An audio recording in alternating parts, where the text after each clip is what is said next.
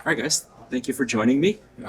Really glad you're both here because you're obviously operating in very different industries, but and you can bring a different perspective on business impact analysis, which is what we're going to talk about. Um, Mike, maybe you could start. Just kind of describe why BIA is especially important to your security program. How does it help you guys assess risk, business impact, etc.? Sure. Yeah. So I think just at the highest level, business impact analysis for us helps target resources, right? Scarce resources. Where are we focusing efforts? And so in manufacturing, right, we have a lot of plants, and in each of those plants, we have a number of production lines.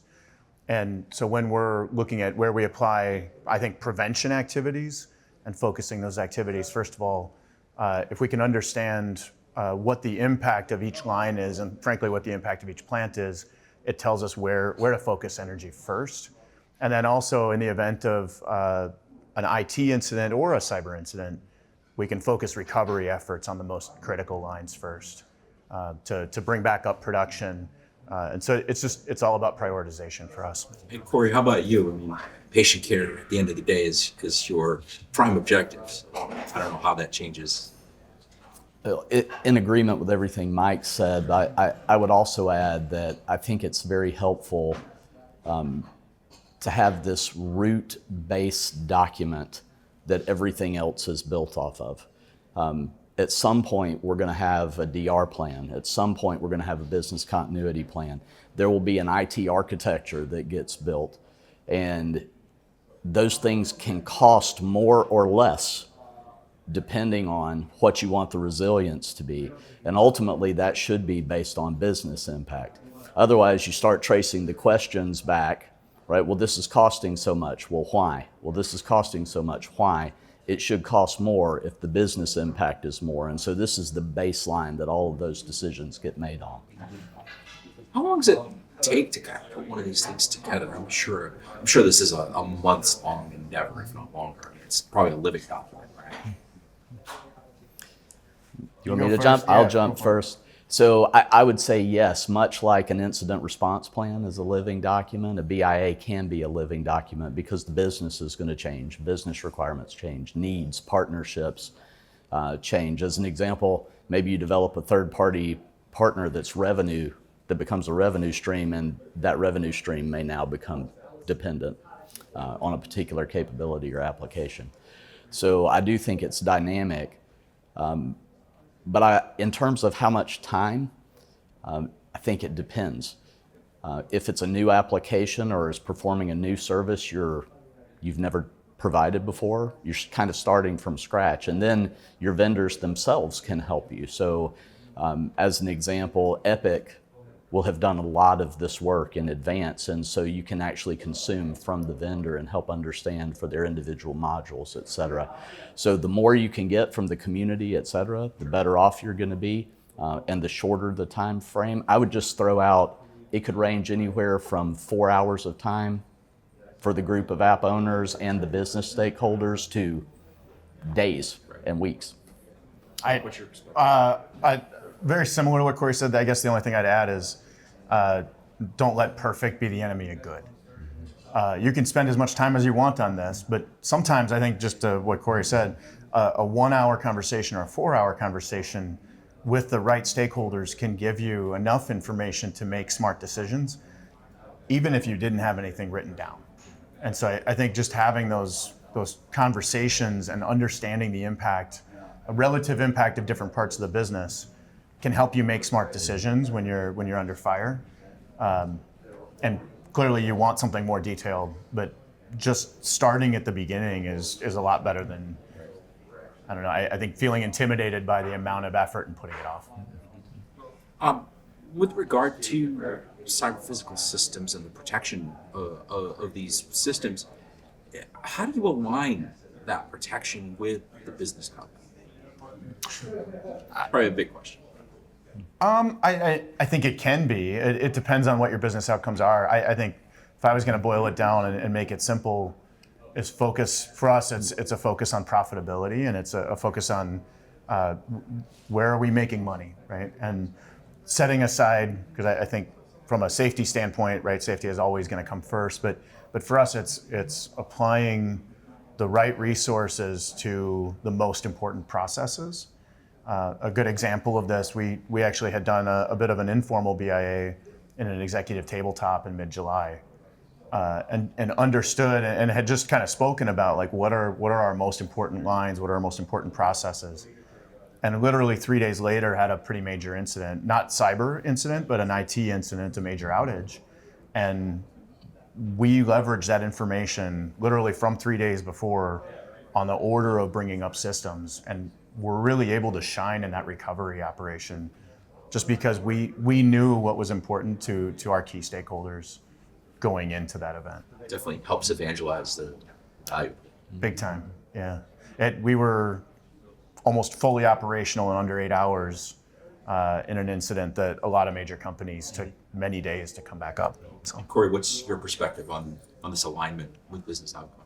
Well, I think cyber resilience better be aligned, with business impact of applications. But I also think we have to be careful.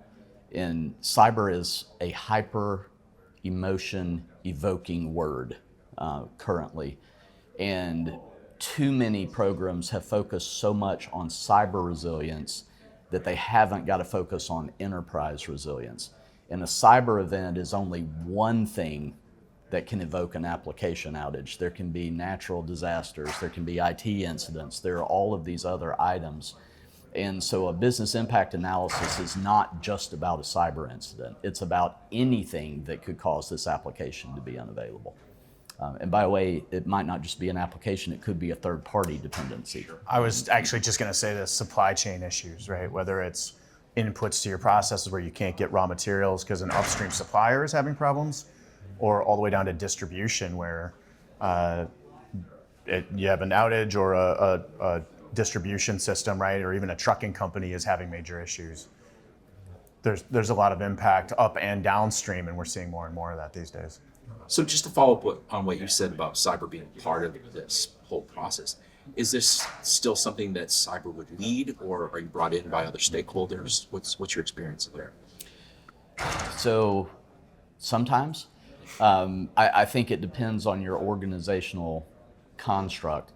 Governance, risk, and compliance often lives under cyber, but sometimes there's a bigger compliance framework that exists up on top of cyber, and it may be led there. So I think the answer is, where's your organization at from a maturity perspective? Where do you have the capacity and the talent to drive it? And cyber should always be a stakeholder, but it doesn't necessarily have to be the group that leads it. Well said.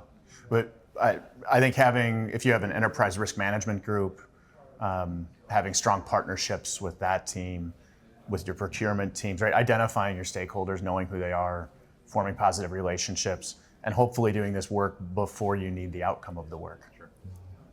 Corey, you mentioned maturity leads into my next question. Just, is there a certain level of maturity before an organization is ready for a BIA, and what does that look like, if so? I don't know that I would say there's a set of maturity you have to reach.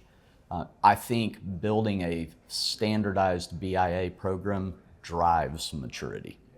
And part of what it will drive is an overarching systemic culture in the organization of preparedness.